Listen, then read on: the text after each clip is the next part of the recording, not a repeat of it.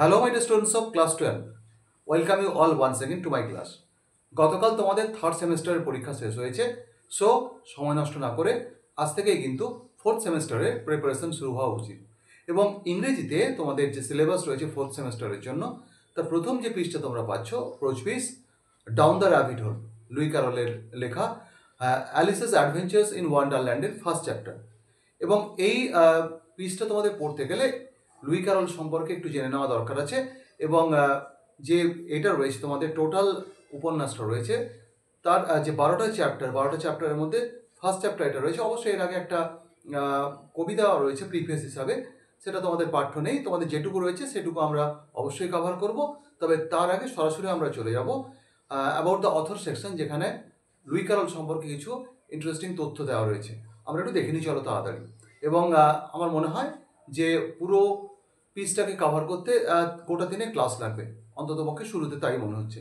So let's move on to the authors section, about the author Lewis Carroll. Actually খেয়াল করে দেখো যে দুটো বানান আমি এখানে লিখেছি। লুই ক্যারল তোমাদের বইতে যে বানানটা রয়েছে, এই যে বানানটা রয়েছে LEWIS, তারপর সঙ্গে ক্যারল। অ্যাকচুয়ালি LOUIS এই বানানটাও হয়, তো দ্যাটস দুটো বানান আমি লিখেছি। এবং লুই ক্যারলের সঙ্গে আমাদের প্রথম পরিচিতি ছিল আমাদের স্টুডেন্ট লাইফে, একটা কবিতা ছিল ফানি ম্যান। তো সেই ফানি ম্যান কবিতাটা অসাধারণ একটা কবিতা, তোমরা যদি পারো একটু পড়ে নিও। সেখানে হিউমার ব্যাপারটা কেমনভাবে তৈরি হয় বা হিউমারের একদম ফান্ডামেন্টাল যে কন্ডিশন, সেই বিষয়টা নিয়ে আলোচনা করা হয়েছে। তো সেই কবিতার যদি প্রসঙ্গ আবার কখনো আসে বা সুযোগ হয়, আমি তোমাদের একটু আলোচনা করে দেবো। কিন্তু আজকে যেহেতু আমরা সরাসরি এখানে ঢুকে পড়েছি অথর সেকশনে, সরাসরি চলে যাই যে তথ্যগুলো দেওয়া রয়েছে সেখানকার বিষয়গুলো বুঝে নেওয়ার ক্ষেত্রে। কি রয়েছে দেখে নিই আমরা। লুই ক্যারল বর্ন ইন 1832, এবং তোমাদের বলে রাখি এইটা 1865-এ প্রকাশিত হয়েছিল প্রথমবার, এবং 1866-এ ওটা আবার রিপ্রিন্ট হয়, কারণটা আমি পরে বলছি। তো 1832-এ জন্ম এবং মারা গেছিলেন 1898। ওকে, তো চার্লস লুডউইস ডজসন, অ্যাকচুয়ালি ওটা ওনার অ্যাকচুয়াল নাম, এটা অনেকেই জানে না। Charles Lutwidge Dodgson, better known as by his pen name of course Lewis Carroll. অনেকের আমরা জানি ছদ্ম নাম থাকে। রবি ঠাকুরের ছদ্ম নাম ছিল আমরা জানি ভানু সিংহ, শরৎচন্দ্রের অনিলা দেবী, এরকম প্রচুর ছদ্ম নাম রয়েছে। তো লুই ক্যারল এটা ওনার ছদ্ম নাম, অরিজিনাল নামটা এটা রয়েছে Charles Lutwidge Dodgson, better known by his pen name Lewis Carroll, was an English author. ঠিক আছে, ইংল্যান্ডের মানুষ ছিলেন এবং লেখক, পোয়েট ছিলেন। জেনারেলি সবাইকে আমরা রাইটার বলি। কবিতা বাদে অন্য যা কিছু লেখা, সে পুরো ফিল্ডগুলোকে একসঙ্গে আমরা কভার করে রাইটার কথাটা বলে দিই। সেই জন্য poet and writer, in general sense writer কথাটা সব কিছুকেই বোঝানো উচিত। যাই হোক, ম্যাথামেটিশিয়ান এই পরিচয়টা কিন্তু খুব খুব জরুরি, কারণ ইনার যে সমস্ত লেখা, যেগুলো অ্যাপারেন্টলি মনে হবে ননসেন্সিক্যাল বা তার মধ্যে সেই অর্থে কোনো বড়সড় সেন্স নেই, কিন্তু ওর মধ্যে বিশাল কিছু জিনিস রয়েছে। এবং এইখানে আমাদের পুরো উপন্যাসটার মধ্যে বিভিন্ন ক্যারেক্টার্স এবং তাদের কথাবার্তা বেশ কিছু, যেগুলো কিন্তু ম্যাথামেটিক্যাল অনেক টাচ নিয়ে এসছে। তো উনি ছিলেন অসাধারণ একজন ম্যাথামেটিশিয়ান, ফটোগ্রাফার ছিলেন, ছবি তুলতে ভালোবাসতেন, and reluctant Anglican Deacon. Deacon ব্যাপারটা বলে নিই। অ্যাকচুয়ালি সহজ, এর অনেকগুলো ইন্টারপ্রিটেশন হয়। সহজ করে বললে ডিকন মানে হচ্ছে চার্চে প্রধান পুরোহিতের নিচে পদাধিকারী, অ্যাসিস্ট্যান্ট পুরোহিত বলতে পারো। ঠিক আছে, আমাদের যেরকম বিভিন্ন বড় পুজোর আসরে প্রধান একজন পুরোহিত থাকেন, তাকে অ্যাসিস্ট করেন আরও কিছু অ্যাসিস্ট্যান্ট পুরোহিত। ব্যাপারটা অনেকটা ওদের ক্রিশ্চিয়ানিটিতেও তাই রয়েছে। তো ডিকন হচ্ছেন সেই মেন প্রিস্টের অধস্তন একজন সহকারী পুরোহিত। তো তিনি অ্যাংলিকান এবং রিল্যাক্টেন্ট ছিলেন, পুরোহিত ছিলেন কিন্তু তার ইচ্ছে সেভাবে ছিল না, অনিচ্ছুক পুরোহিত, অতটা হোল হার্টেড পুরোহিত ছিলেন না। His most notable works are Alice's adventures in Wonderland. এইটা সবচেয়ে বিখ্যাত। অফকোর্স দেখো লেখাই রয়েছে 1865 এবং 1866-এ রিপ্রিন্ট হয়েছিল, কারণ প্রথমবারে যে ছবিগুলো এর সঙ্গে প্রকাশিত হয়েছিল সেগুলো নিয়ে একটু সমস্যা ছিল, সেগুলোকে রেকটিফাই করে 66-এ আবার নতুন করে প্রকাশিত হলো 1866, অ্যান্ড ইটস সিকুয়েল। এবং এর আবার একটা সিকুয়েল মানে পরবর্তী একটা উপন্যাস বেরিয়েছিল যেটা এর সঙ্গে সম্পর্কিত। আমরা যেরকম বিভিন্ন সিনেমার সিকুয়েল দেখি, ঠিক আছে, কোই মিল গেয়া, ক্রিস, এই সমস্ত থাকে না, ওকে, ক্রিস 2, এগুলো সব সিকুয়েল। তো তেমনিভাবে এই উপন্যাসের সিকুয়েল ছিল through the looking glass. He was noted for his word play. আমরা লুই ক্যারলকে চিনবো বা উনি বিখ্যাত আমাদের কাছে কী কারণে, তার শব্দ নিয়ে খেলার জন্য। ঠিক আছে, প্রচণ্ড রকম ওয়ার জাগলারি তার লেখার মধ্যে আমরা দেখি। ওয়ার প্লে, লজিক এবং ম্যাথামেটিক্স নিয়ে যদি চর্চা করতেন, তার বিভিন্ন লেখা যেগুলো আমি আগেই বলেছি অ্যাপারেন্টলি মনে হবে ননসেন্সিক্যাল, কিন্তু তার মধ্যে লজিক ছিল। ওকে, লজিক অ্যান্ড ফ্যান্টাসি। তো লজিক এবং ফ্যান্টাসির মধ্যে আবার তিনি প্লে করেছেন, অদ্ভুত খেলা। মনে হবে আপাতত ফ্যান্টাসি, দূরকল্পনা, বাস্তবের সঙ্গে সম্পর্ক রহিত, তার মধ্যে অসাধারণ লজিক রয়েছে। ওকে, লজিক অ্যান্ড ফ্যান্টাসি এগুলো তার বৈশিষ্ট্য। তো সাম of অ্যালিসেস nonsensical Wonderland logic. Wonderland এই উপন্যাসটা তো অ্যাকচুয়ালি একটা কল্পলোকের সন্ধান দেয় আমাদের, যেখানে অ্যালিস বলে একটা মেয়ে একটা র্যাবিটের গর্তে পড়ে নিচের দিকে ডাউনফলের মাধ্যমে গিয়ে হাজির হয়েছিল পাতালের কোনো একটা অজানা জগতে, যে জগতে অসাধারণ বিস্ময়কর কিছু জিনিস তার অভিজ্ঞতা মানে হয়েছিল। তো সেইখানে দাঁড়িয়ে দেখা যাচ্ছে কি ওয়ান্ডারল্যান্ডে গিয়ে তার যে সমস্ত অভিজ্ঞতা হচ্ছে সো কল ননসেন্সিক্যাল, কিন্তু তার মধ্যে একটা লজিক রয়েছে। সাম অফ অ্যালিসেস ননসেন্সিক্যাল ওয়ান্ডারফুল লজিক, বিস্ময়করতার মধ্যে কিছু লজিক্যাল ব্যাপার রয়েছে, রিফ্লেক্টস, সেটা প্রতিফলন ঘটায় his published work on mathematical logic. এবং লুই ক্যারল অঙ্কের উপরেও ম্যাথামেটিক্যাল লজিকের উপরে বই প্রকাশ করেছেন। সেই বইয়ে যে সমস্ত লজিক্যাল ব্যাপার স্যাপার নিয়ে আলোচনা করছেন, তার রিফ্লেকশন আমরা কিন্তু অ্যালিসের ওই সমস্ত ননসেন্সিক্যাল এক্সপিরিয়েন্স বা তার মধ্যে যে লজিক রয়েছে তার মধ্যে খুঁজে পাই। ওকে, অ্যান্ড অ্যাভিড পাজল সলভার, উনি কিন্তু পাজল সলভ করতেন, বিভিন্ন রকম ধাঁধা সলভ করতেন, ওয়ার্ড যে শব্দছক আমরা বলি ওয়ার্ড প্লেস, সেটা তিনি করতেন। ওকে, তো অ্যান অ্যাভিড পাজল সলভার, অত্যন্ত দক্ষ পাজল সলভার ছিলেন। And Carroll created the word ladder puzzle, শব্দছক তিনি এগুলো তৈরি করতেন, which he published in each weekly column for Vanity Fair magazine. Vanity Fair একটা বিখ্যাত ইংলিশ ম্যাগাজিন, সেখানে সাপ্তাহিকভাবে তিনি প্রকাশ করতেন। ওকে, উইকলি কলাম, তিনি কলাম বলতে আমরা জানি সংবাদপত্র বা ম্যাগাজিনে যে সমস্ত ছাপা হয় সেগুলো কলাম কলাম আকারে ছাপা হয়। তো ইনার নির্দিষ্ট কিছু কলাম ছিল, সেখানে তিনি সাপ্তাহিকভাবে ওই সমস্ত পাজল প্রকাশ করতেন, ওয়ার্ড পাজল। ওকে, এবং সেটা কথাও না, বিটুইন 1879 অ্যান্ড 1881, 1879 থেকে 1881-র মধ্যে তিনি এই কাজগুলো করেছেন। Okay, in 1982 1982 a memorial stone, তার স্মৃতিতে একটা মেমোরিয়াল স্টোন তৈরি করা হয়। Memorial stone Carroll was unveiled at Poets' Corner in Westminster Abbey. Westminster Abbey হচ্ছে আমরা জানি ভালো করি যে ইংল্যান্ডের বেশিরভাগ বিখ্যাত মানুষদের সমাধি, মানে অনেক অনেক বিখ্যাত মানুষের সমাধি ওখানে রয়েছে। তো সেই ওয়েস্টমিনস্টার অ্যাবিতে কবিদের জন্য একটা নির্দিষ্ট জায়গা বা কর্নার রয়েছে। সেই কবিদের জন্য নির্ধারিত কর্নারে ক্যারলের জন্য একটা নির্দিষ্ট টুমস্টোন বা বলা যেতে পারে একটা মেমোরিয়াল স্টোন ওখানে খাড়া করা হয়। There are societies in many parts of the world, এই পৃথিবীর বিভিন্ন জায়গায় বেশ কিছু সোসাইটি বা সংগঠন রয়েছে dedicated to the enjoyment and promotions of his works. ক্যারলের লেখাকে আরও বেশি পপুলারাইজ করার জন্য, মানুষের মধ্যে আরও ছড়িয়ে দেওয়ার জন্য তার ফ্যান ক্লাব বলা যেতে পারে। এখনকার আধুনিক সময় দাঁড়িয়ে যেটা আমরা ফ্যান ক্লাব বলি, সেরকম বেশ কিছু সোসাইটি বা সংগঠন রয়েছে যেগুলো কিন্তু এই কাজগুলোকে প্রমোট করে। ওকে, তো এবং সেটা আরও বেশি মানুষ যাতে এনজয় করতে পারে সেই ব্যাপারটা ওরা কাজ করে। তো টেক্সটের সম্পর্কে এখানে কতগুলো কথা বলা রয়েছে, একটু ছোট্ট করে দেখে নেব। The phrase down the rabbit hole, এই যে শব্দবন্ধটা ডাউন দ্য র্যাবিট হোল, এটা একটা চ্যাপ্টারের নাম, ফার্স্ট চ্যাপ্টারের টাইটেল বলতে পারি আমরা। তো এই যে ডাউন দ্য র্যাবিট হোল, এই টার্মটা originated from Lewis Carroll's Alice's adventures in Wonderland, এটা এখান থেকে সৃষ্টি। তো where Alice follows a talking rabbit, তো এই চ্যাপ্টারে আমরা কি দেখি বা এই উপন্যাসে প্রথমে আমরা দেখি অ্যালিস একটা কথা বলা র্যাবিটকে ফলো করে and falls down a hole, এবং একটা গর্তের মধ্যে দিয়ে পড়ে যায়, যেটা আমি বললাম, into a strange fantastic world, একটা অদ্ভুত এবং ফ্যান্টাস্টিক, যেটা আমরা বলি ফ্যান্টাসি মানে দূরকল্পনা সৃষ্ট একটা জগতে চলে যায়। Today it is a metaphor for getting lost in a complex or distracting pursuit. এই শব্দবন্ধটা ডাউন দ্য এজেস তার মিনিংয়ের দিক থেকে ইভলভ করে এখন বোঝায় যে কোনো জটিল এবং যেখানে তোমার ডিস্ট্রাকশন ঘটবে, মনের যে মনোসংযোগ বা তোমাকে অন্যদিকে নিয়ে চলে যাবে, এরকম একটা জগৎ বা এরকম একটা কমপ্লেক্স সিচুয়েশনের মধ্যে মানুষ যখন পড়ে যায়, এক কথায় মানুষ যখন ফেঁসে যায়, এই ফেঁসে যাওয়া শব্দটা বাংলায় আমরা যেটা বলি ওটাই বোঝায় এখন। তো এটা একটা মেটাফর দাঁড়িয়ে গেছে, অর্থাৎ এটা verbal metaphor. Okay, today it's a metaphor for getting lost in a complex distracting pursuit, অর্থাৎ তুমি কোনো জিনিস অনুসরণ করতে গিয়ে, পাওয়ার চেষ্টা করতে গিয়ে, সেটা তোমাকে নিয়ে গিয়ে কোনো একটা জটিল পরিস্থিতিতে ফেলে দিলে, যেখানে তুমি ফেঁসে গেলে, এইটা বোঝাতে গিয়ে আমরা এই ফ্রেজটা ব্যবহার করি। ইন দ্য টেক্সট, এই টেক্সটে Alice bored by her sisters reading. তো এই টেক্সটটা আমরা পড়ে যখন যাব দেখব তার এক দিদি ছিল। এই দিদি পড়াশোনা করছিল নদীর পাড়ে একটা জায়গায় বসে। সেখানে তার দিদির ওই বই, যেখানে ছবি টবি কিছু নেই, সে ওই বই পড়ায় একটু বাচ্চার ভাবে ভালো লাগে না। অ্যাকচুয়ালি এখানে কথা বলে রাখি, অ্যালিসের ক্যারেক্টারটা কিন্তু একটা রিয়েল লাইফ ইন্সপিরেশন আছে, আমি একটা আসছি একটু পরে, সেটা জেনে নেবো আমরা। তো সে বোর হয়ে গেছিলো তার দিদির ওই পড়া বিষয়টাতে।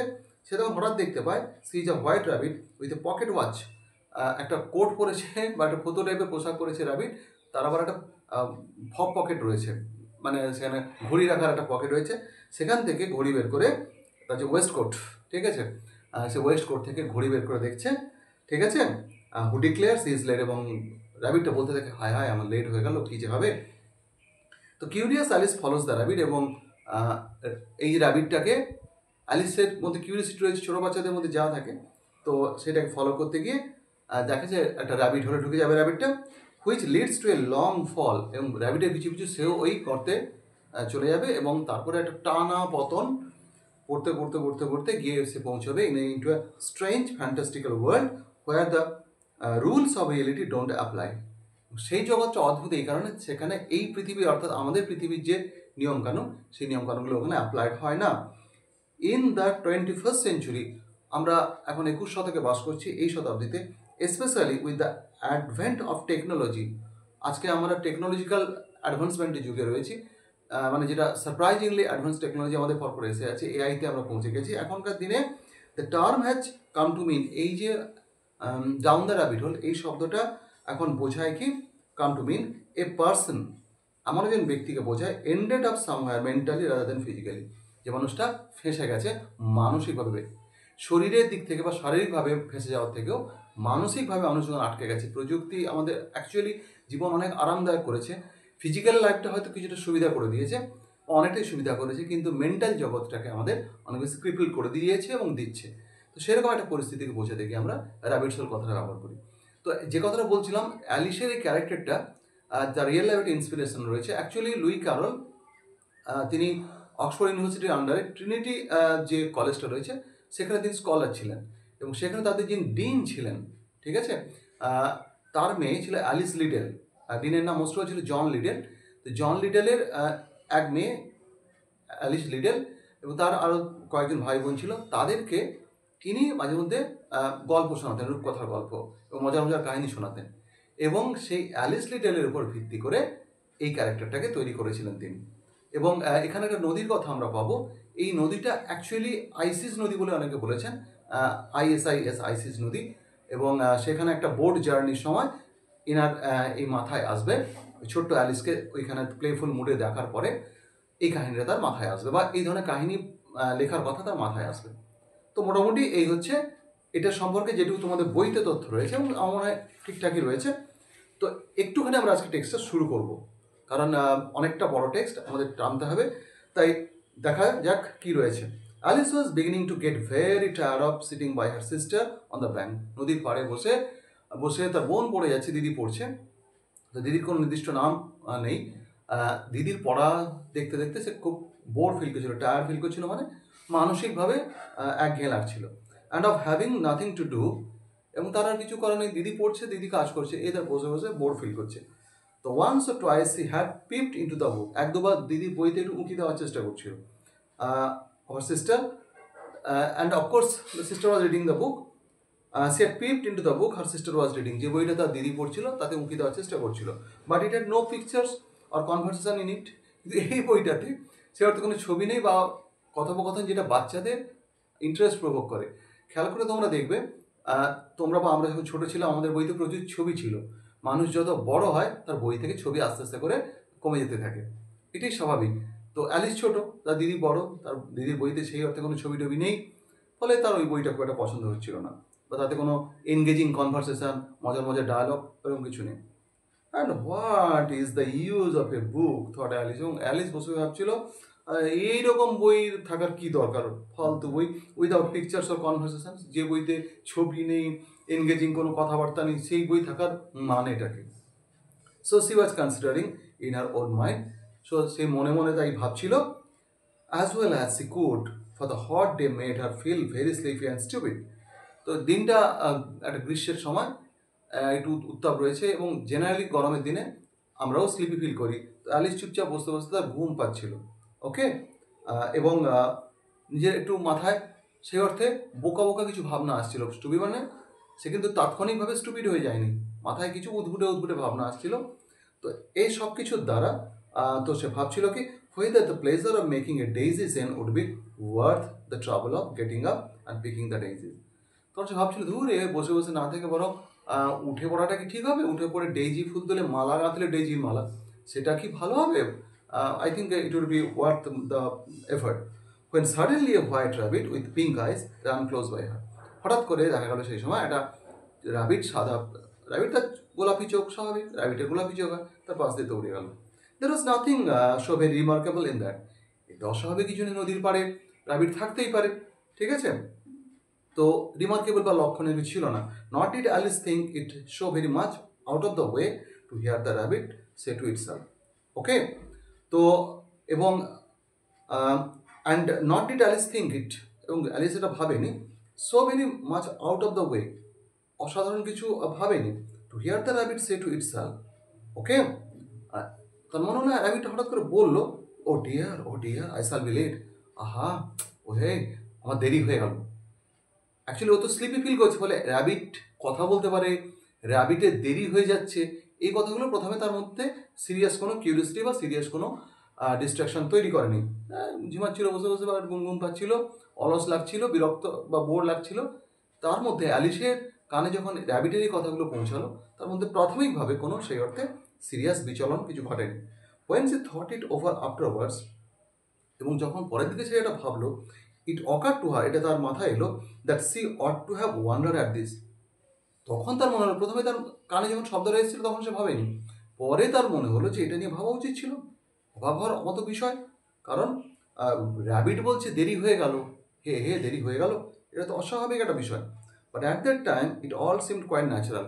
এটা পরে মনে হয়েছে, কিন্তু র্যাবিটটা যখন তার সামনে দিয়ে চলে গেল এবং এই কথাটা তার কানে এলো, তখন তার এটা আনন্যাচারাল বা সেরকম আউট অফ দ্য ওয়ে কিছু মনে হয়নি, অস্বাভাবিক কিছু মনে হয়নি। But when the rabbit actually took A watch out of is waistcoat pocket, কিন্তু র্যাবিটের গায়ে একটা ওয়েস্টকোট রয়েছে, কোট পরা র্যাবিট, সেই পকেট থেকে একটা যখন ঘড়ি বের করলো, অ্যান্ড লুকড অ্যাট ইট, এবং এর দিকে তাকালো, অ্যান্ড দেন হারিড অন, তারপরে দৌড়ে গেল। Alice started to her feet, তখন অ্যালিসও এর পিছনে দৌড়ানো শুরু করেছে। ততক্ষণ মনে হচ্ছে এটা অস্বাভাবিক কিছু, wonderful, something interesting, okay, something out of the way এটা মনে হয়েছে, ঠিক আছে? ঘড়ি বের করে দেখলো, তারপর দৌড়ে গেল। ওকে, অ্যালিস তার পিছু পিছু দৌড়েছে। For it flashed across her mind, কারণ সেই মুহূর্তে তার মাথায় একটা ভাবনা এলো, that she had never before seen a rabbit. তখন তার মাথায় এসছে, এর আগে তো ঘুম ঘুম পাচ্ছিল, তখন তার মাথাটা ঠিকঠাক কাজ করেনি।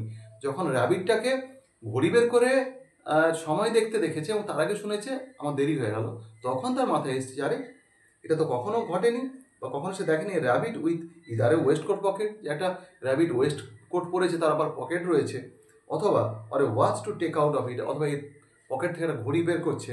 ওকে, অ্যান্ড বার্নিং উইথ কিউরিয়াসিটি, এবং এই ব্যাপারে তার যখন কৌতূহল তৈরি হলো, কৌতূহলে একদম জ্বলতে জ্বলতে, মানে কি, being so much driven by curiosity, আগ্রহের দ্বারা পরিচালিত হয়ে, প্রচণ্ড রকমভাবে পরিচালিত হয়ে, সে র্যান অ্যাক্রস, সে দৌড়ে গেল দ্য ফিল্ড আফটার ইট, ওর পিছু পিছু ওই মাঠ দিয়ে দৌড়ালো, and fortunately was just in time to see it pop down a large rabbit hole under the hedge.